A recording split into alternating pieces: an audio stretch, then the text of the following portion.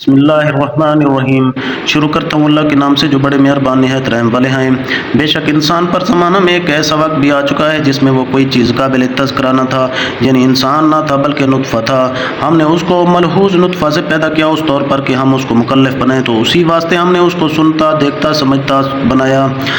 ہم نے اس کو بھلائی برائی پر مطلع کر کے راستہ بتلایا، یعنی احکام کو مخاطب بنایا، پھر یا تو وہ شکر گزار اور مومن ہو گیا یا ناشکرا اور کافر ہو گیا۔ ہم نے کافروں کے لیے زنجیریں اور توق اور آتش سوزاں تیار کر رکھی ہے، اور جو نیک لوگ ہیں وہ ایسے جام شراب سے شراب پیئیں گے جس میں کافور کی آمیزش ہوگی، یعنی ایسے چشمہ سے پیئیں گے جس سے خدا کے خاص بندے پیئیں گے، اور جس کو وہ خاص بندے جہاں چاہیں گے بہا کر لے جائیں گے۔ وہ لوگ واجبات کو پورا کرتے ہیں اور ایسے دن سے ڈرتے ہیں جس کی سختی عام ہوگی، اور وہ لوگ محض خدا کی محبت سے غریب اور یتیم اور قیدی کو کھانا کھلاتے ہیں۔ ہم تم کو محض خدا کی رضامندی کے لیے کھانا کھلاتے ہیں، نہ ہم تم سے اس کا فعلی بدلہ چاہیں اور نہ اس کا قولی شکریہ چاہیں۔ ہم اپنے رب کی طرف سے ایک سخت اور تلخ دن کا اندیشہ رکھتے ہیں، سو اللہ تعالیٰ ان کو اس اطاعت و اخلاص کی برکت سے اس دن کی سختی سے محفوظ رکھے گا۔ ان کو تازگی اور خوشی عطا فرماوے گا، یعنی چہروں پر تازگی اور قلوب میں خوشی دے گا۔ ان کی پختگی یعنی استقامت فی الدین کے بدلہ میں ان کو جنت اور ریشمی لباس دے گا، اس حالت میں کہ وہاں جنت میں مسحوریوں پر آرام اور عزت سے تکیہ لگائے ہوئے ہوں گے، نہ وہاں تپش اور گرمی پائیں گے اور نہ جاڑا، بلکہ فرحت بخش اعتدال ہوگا۔ اور یہ حالت ہوگی کہ وہاں کے یعنی جنت کے درختوں کے سائے ان پر چکے ہوں گے اور ان کے میوے اختیار میں ہوں گے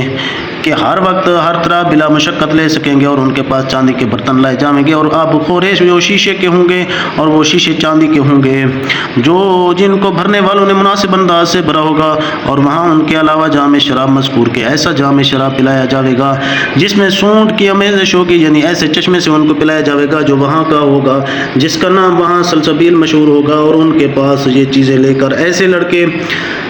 ہم درخت کریں گے جو ہمیشہ لڑکے ہی رہیں گے، اور اس قدر ہنسی ہیں کہ اسے مخاطب اگر تو ان کو چلتے پھرتے دیکھے تو یوں سمجھے کہ موتی ہیں جو بکھر گئے ہیں،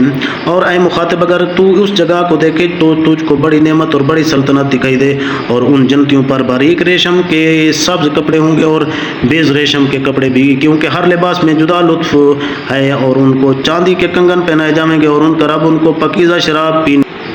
کو دے گا جس میں نہ نجاست ہوگی نہ قدورت ہوگی۔ یہ تمہارا صلہ ہے اور تمہاری کوشش جو دنیا میں کرتے تھے مقبول ہوئی۔ ہم نے آپ پر قرآن تھوڑا تھوڑا کر کے اتارا ہے، سو آپ اپنے پروردگار کے حکم پر اس میں تبلیغ بھی داخل ہے، مستقل رہیے، اور ان میں سے کسی فاسق یا کافر کے کہنے میں نہ آئیے۔ آگے عبادت لازمہ کا امر ہے، یعنی اپنے پروردگار کا صبح و شام نام لیا کیجیے، اور کسی قدر رات کے حصہ میں بھی اس کو سجدہ کیا کیجیے، یعنی نماز فرض پڑھا کیجیے، اور رات کے بڑے حصہ میں اس کی تسبیح کیا کیجیے، مراد اس سے تہجد ہے علاوہ فرائض کے۔ یہ لوگ دنیا سے محبت رکھتے ہیں اور اپنے آگے آنے والے ایک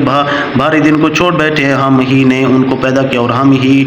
نے ان کے جوڑ بند مضبوط کیا، اور نیز جب ہم چاہیں انہیں جیسے لوگ ان کی جگہ بدل دیں۔ یہ سب جو کچھ مذکور ہوا کافی نصیحت ہے، سو جو شخص چاہے اپنے رب کی طرف راستہ اختیار کر لے، اور بدون خدا کے چاہے تم لوگ کوئی بات چاہ نہیں سکتے، اور بعض لوگوں کے لیے خدا کے نہ چاہنے میں بعض حکمتیں ہوتی ہیں، کیونکہ خدا تعالیٰ بڑا علم والا ہے۔ وہ جس کو چاہے اپنی رحمت میں داخل کر لیتا ہے، اور جس کو چاہے کفر اور ظلم میں مبتلا رکھتا ہے، پھر ظالموں کے لیے اس نے دردناک عذاب تیار کر رکھا ہے۔